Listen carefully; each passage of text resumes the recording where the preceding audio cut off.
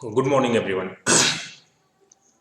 बच्चों, अगर हमारे दिमाग में एक बात आती है एटम, ठीक है ना?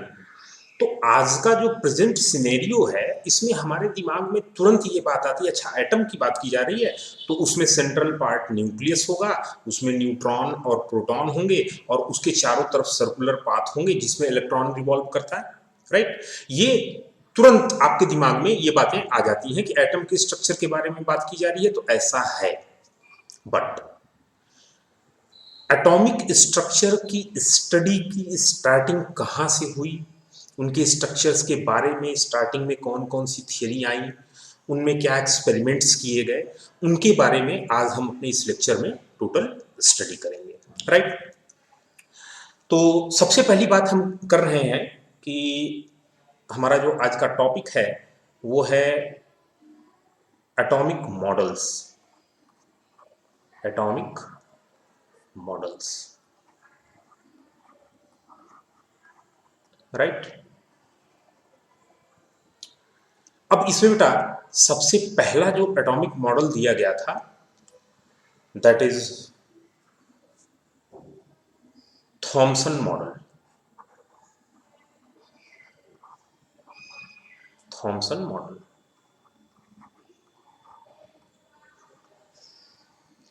इस मॉडल को हम वाटरमेलन मॉडल भी बोलते हैं। Water melon model,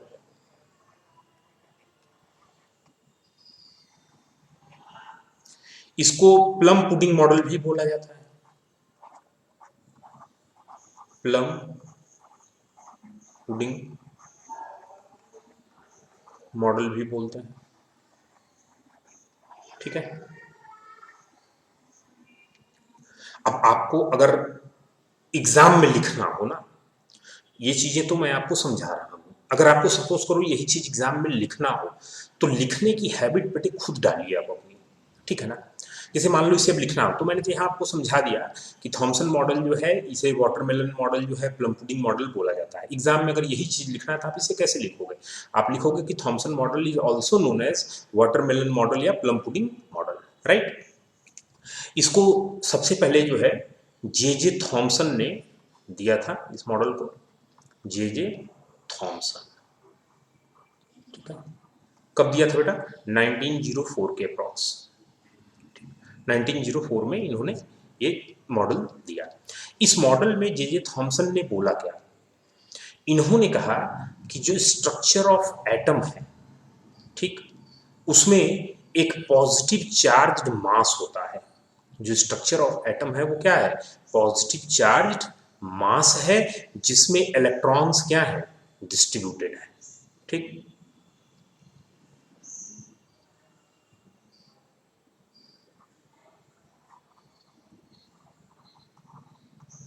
there is a positive charged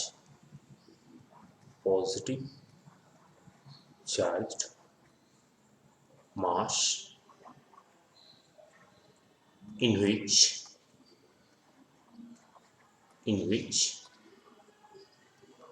electrons are embedded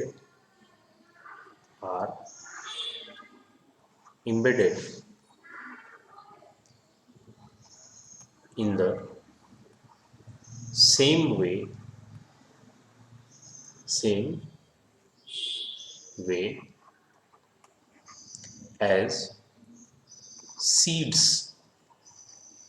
in watermelon, ठीक है बेटा?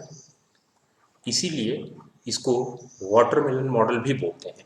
तो जैसे वाटरमेलन में जो उसका पूरा रेड पार्ट होता है, तो आप सपोज करो कि उस पूरे रेड पार्ट को हम पॉजिटिव चार्ज मास मान लें और उसमें इलेक्ट्रॉन्स उसी तरीके से डिस्ट्रीब्यूटेड होते हैं जैसे कि वाटरमेलन में क्या होता है, उसका सीड डिस्ट्रीब्यूटेड होता है। यहाँ पर जो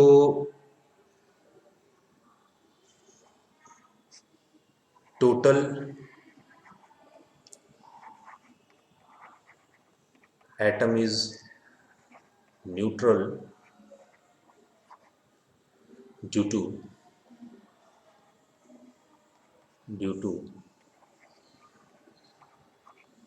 equal positive and negative charge, negative charge, positive और नेगेटिव चार्ज इक्वल होने के कारण जो है एटम वो क्या था, टोटली न्यूट्रल था।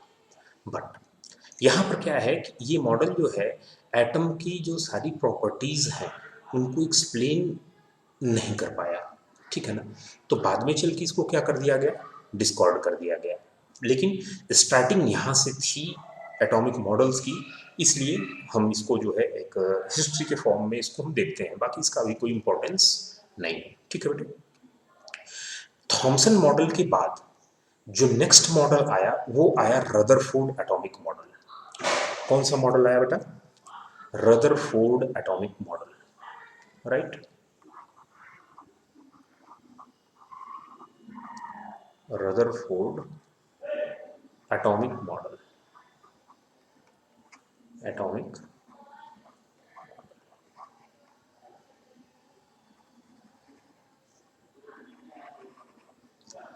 अब रदरफोर्ड एटॉमिक मॉडल के बारे में हम डिटेल में पढ़ें उससे पहले हम ये देखें कि रदरफोर्ड ने अपने मॉडल को जो दिया उस मॉडल को देने के लिए उससे रिलेटेड उन्होंने कौन से एक्सपेरिमेंट किए, ठीक है। उस एक्सपेरिमेंट का ऑब्जर्वेशन क्या था और उस ऑब्जर्वेशन के बेसिस पर उन्होंने क्या कंक्लूजन निकाला, राइट। देखो बेटा, रदरफोर्ड एटॉमिक मॉडल में एक एक्सपेरिमेंट था जिसे हम बोलते हैं अल्फा पार्टिकल स्कैटरिंग एक्सपेरिमेंट। क्या बोलते हैं, alpha particle scattering experiment, scattering experiment.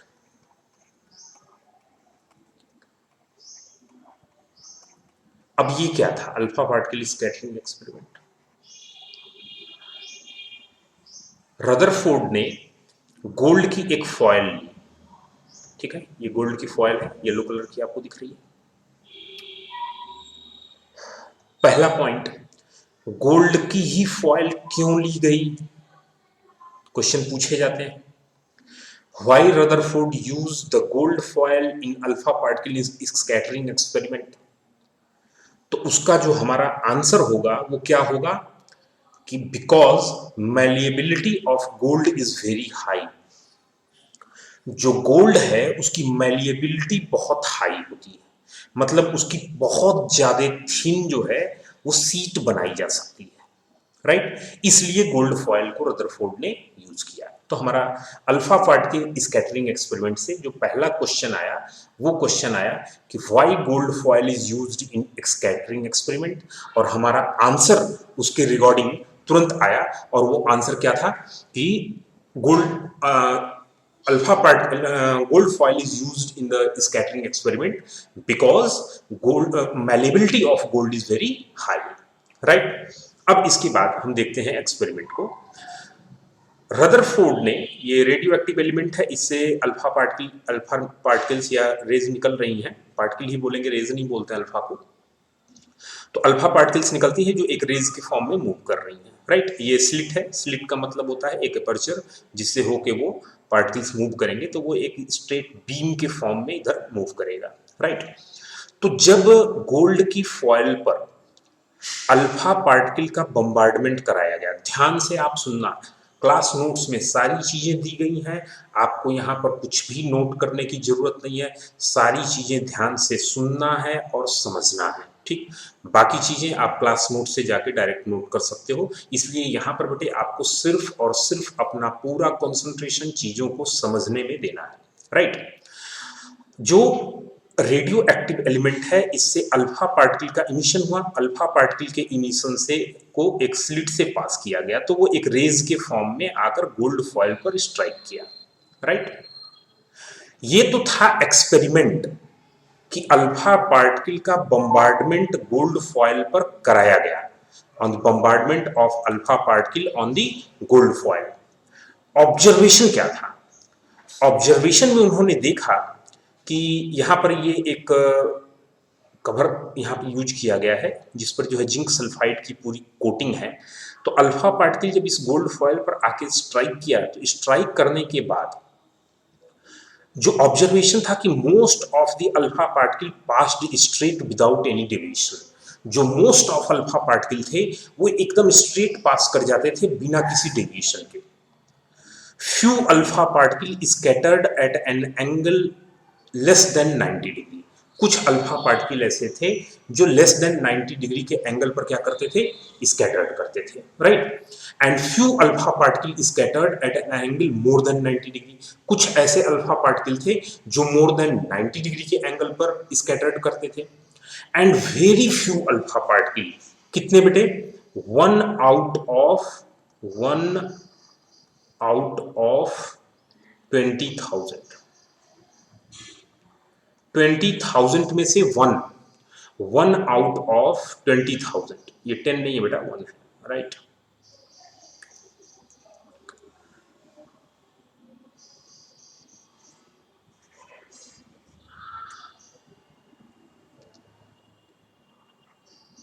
One alpha particle out of 20,000।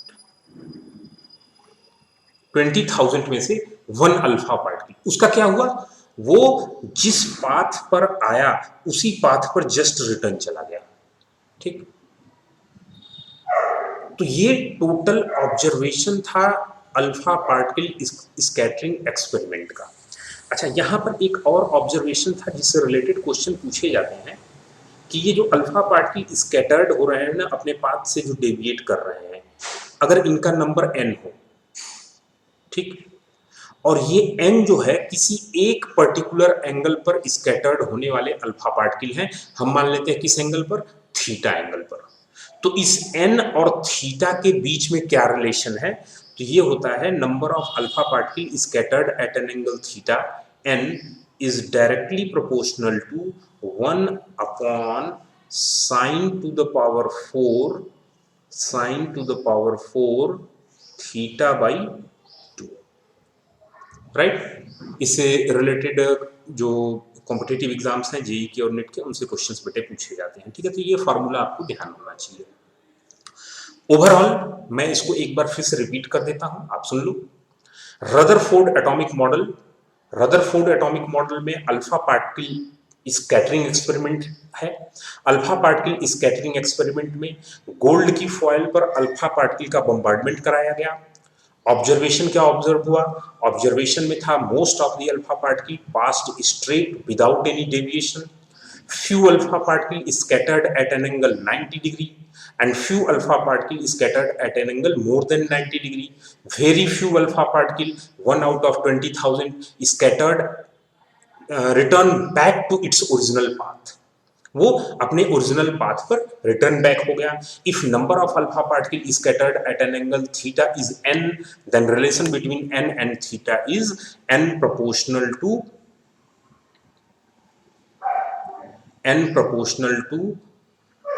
1 upon sine to the power 4 theta by 2, right. ये पूरा हमारा स्कैटरिंग एक्सपेरिमेंट और उसका ऑब्जर्वेशन हुआ। अब इसके बेसिस पर रदरफोर्ड ने कंक्लूजन क्या निकाला, हमको वो देखना है, ठीक है बेटे। देखो रदरफोर्ड ने क्या कंक्लूजन निकाला कि सपोज करो कि ये एक पर्टिकुलर एटम है, ठीक है, ये दूसरा एटम है, ये तीसरा एटम है, इसके पीछे भी ऐसे एटम्स होंगे, यहां भी एटम होगा, यहां भी एटम होगा। तो अलग अलग लेयर में इस तरीके से एटम्स होंगे, राइट। इसमें इसका जो सेंट्रल पार्ट होता है, ये सेंट्रल पार्ट बहुत ही छोटा और होता है,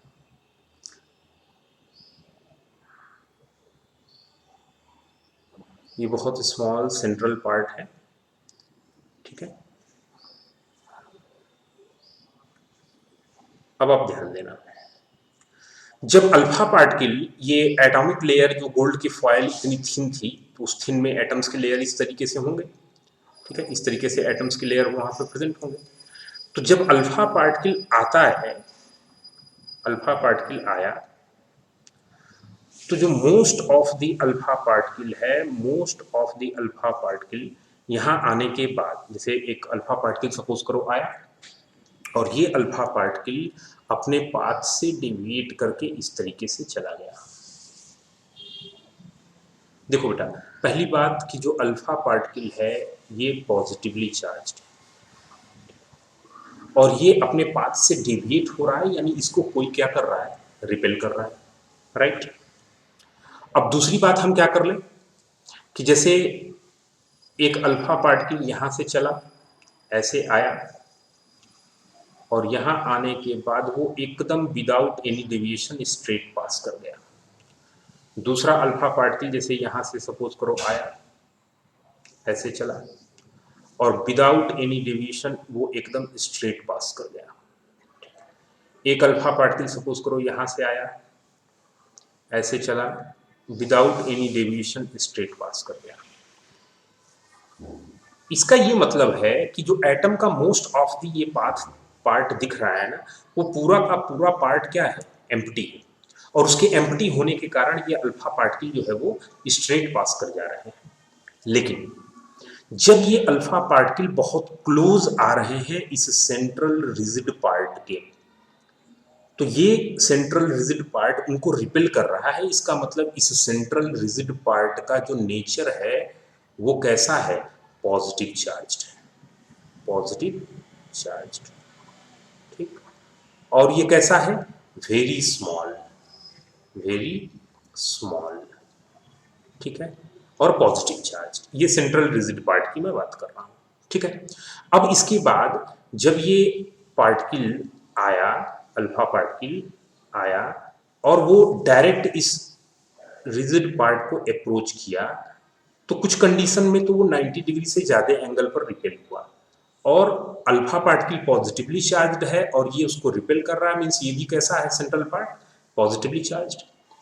जब ये अल्फा पार्टिकल डायरेक्ट कभी अप्रोच किया, और डायरेक्ट अप्रोच किया और वो एग्जैक्टली जाके यहां पर एग्जैक्टली जाके इस न्यूक्लियस के पास इससे स्ट्राइक किया, तो वो एग्जैक्टली जिस पाथ से आया उसी पाथ पर क्या हो गया, रिटर्न हो गया, राइट। जिस पाथ पर आया उसी पाथ पर वो क्या हो गया, रिटर्न हो गया। तो ये जो रदरफोर्ड थे, उन्होंने अपना जो ये एक्सपेरिमेंट था स्कैटरिंग ऑफ अल्फा पार्टिकल का, उसके जो ऑब्जर्वेशन थे उसको इस तरीके से उन्होंने एक्सप्लेन किया कि जो हमारा एटम है, वो एटम जो है वो उसका जो कंस्ट्रक्शन है वो इस तरीके का है कि उसका जो सेंट्रल पार्ट है वो बहुत ही स्मॉल है, पॉजिटिवली चार्ज्ड है और रिजिड है, और इलेक्ट्रॉन जो होता है उसके चारों तरफ सर्कुलर पाथ में रिवॉल्व करते हैं, राइट। और जो उसके चारों तरफ का वो पार्ट है वो ऑलमोस्ट इम्पटी है, जिसके कारण अल्फा पार्टिकल जब जाता है तो वो विदाउट एनी डेविएशन वहां से क्या कर जाता है, पास कर जाता है। लेकिन वो जो सेंट्रल रिजिड पार्ट है वो पॉजिटिवली चार्ज्ड है, और अल्फा पार्टिकल जब उसके पास से गुजरता है तो वो रिपल्सन के कारण अपने पाथ से क्या हो जाता है, डेविएट हो जाता है। चूंकि सेंट्रल पार्ट बहुत छोटा है, इसलिए कोई अल्फा पार्टिकल, बहुत कम अल्फा पार्टिकल जब उसको डायरेक्ट हिट करते हैं तो वो जिस पाथ से आते हैं उसी पाथ पर वो क्या हो जाते हैं, रिटर्न बैक हो जाते हैं। क्लियर। तो ये पूरा ऑब्जर्वेशन और उसके ऑब्जर्वेशन के बेसिस पे कंक्लूजन था रदरफोर्ड एटॉमिक मॉडल का। एक बार मैं फिर से इसको कंक्लूड कर देता हूं, आप ध्यान देना कि on the basis of observations in alpha particle scattering experiment, Rutherford conclude that most of the mass of the atom are concentrated in a very small volume which is positively charged and rigid, and that small volume is called nucleus.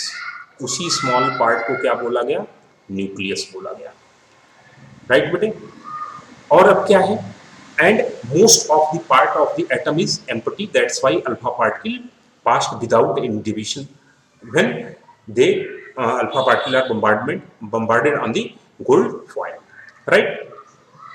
अब Rutherford ने तो ये पूरा conclusion अपना दे दिया, atom जो होते हैं वो न्यूट्रल होते हैं क्योंकि जो पॉजिटिवली चार्ज और नेगेटिवली चार्ज जो पार्टिकल्स होते हैं उनके चार्ज सेम होते हैं। ये तो सारा रदरफोर्ड में भी, बोहर्स मॉडल में भी, आपके थॉमसन मॉडल में भी ये चीजें बताई गई थी, राइट। अब हम बात किसकी करेंगे? अब हम बात करते हैं कि क्या रदरफोर्ड के जो इस एटॉमिक मॉडल में मतलब कोई ड्रॉबैक था? तो ड्रॉबैक के बारे में हम बात करेंगे अब रदरफोर्ड एटॉमिक मॉडल के। ओके बेटे, अब हम बात करते हैं drawback of Rutherford atomic model की। रदरफोर्ड एटॉमिक मॉडल के ड्रॉबैक्स क्या थे? ठीक है बेटा, देखो रदरफोर्ड एटॉमिक मॉडल जो है, रदरफोर्ड एटॉमिक मॉडल के ड्रॉबैक की अगर हम बात करें तो सबसे पहले जो नाम आता है वो आता है मैक्सवेल का। ठीक है,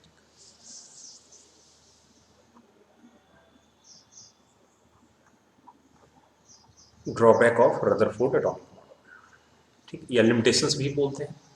तो इसमें बेटा सबसे पहले जो नाम आता है वो किसका आता है? मैक्सवेल का। मैक्सवेल,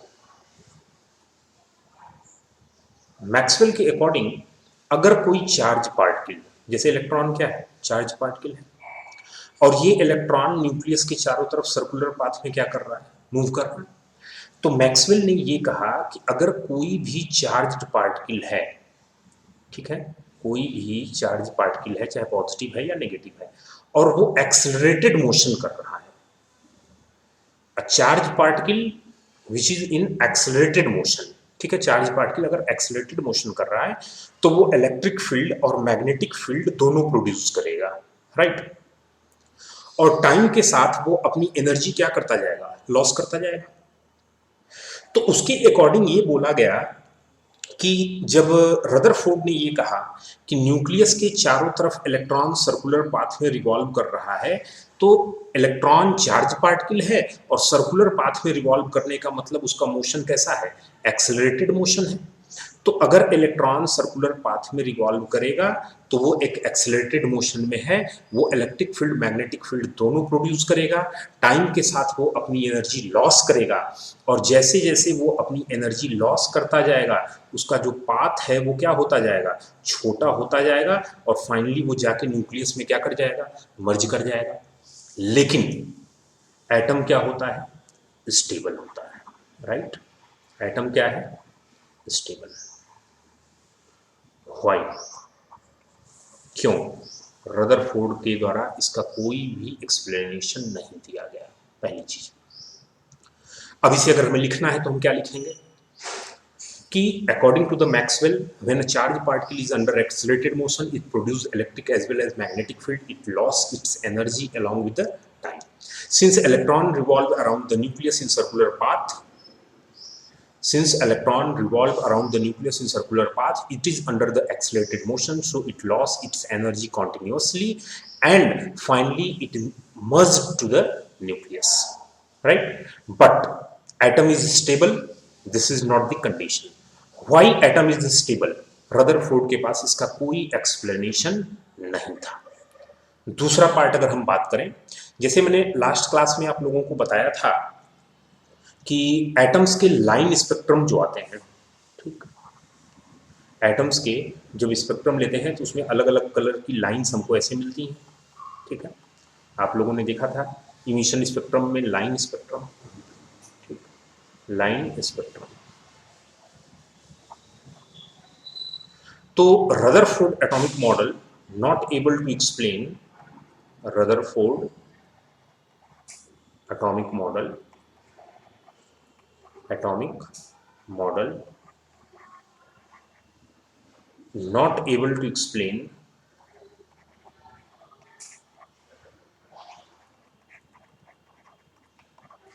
atomic spectrum,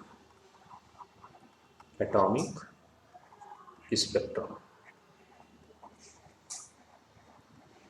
या हम बोल सकते हैं लाइन स्पेक्ट्रम। लाइन स्पेक्ट्रम को रदरफोर्ड एटॉमिक मॉडल एक्सप्लेन नहीं कर पाया, ठीक है। तो ये मेनली दो हम रदरफोर्ड की जो है ड्रॉबैक बोल सकते हैं। पहला क्या? It is not able to explain the stability of the atom, ये एटम की स्टेबिलिटी को एक्सप्लेन नहीं कर पाया। और दूसरा पार्ट क्या, it is not able to explain the line spectrum. तो रदरफोर्ड एटॉमिक मॉडल के बाद जो नेक्स्ट मॉडल आया हमारा, वो आया बोहर्स एटॉमिक मॉडल। और रदरफोर्ड एटॉमिक मॉडल में जो भी ड्रॉबैक थे, ऑलमोस्ट सभी ड्रॉबैक्स वहाँ रिमूव किए गए और बहुत हद तक उसको जो है एक्सेप्टेंस मिला। बोहर्स एटॉमिक मॉडल में क्या था और उसका पूरा एक्सप्लेनेशन कैसे है, उससे रिलेटेड जो एटम्स जो ऑर्बिट हैं उनके रेडियस कैसे कैलकुलेट करते हैं, एनर्जी का कॉन्सेप्ट, ये सारे पार्ट हम जो है अपने नेक्स्ट वीडियो लेक्चर में कवर करेंगे।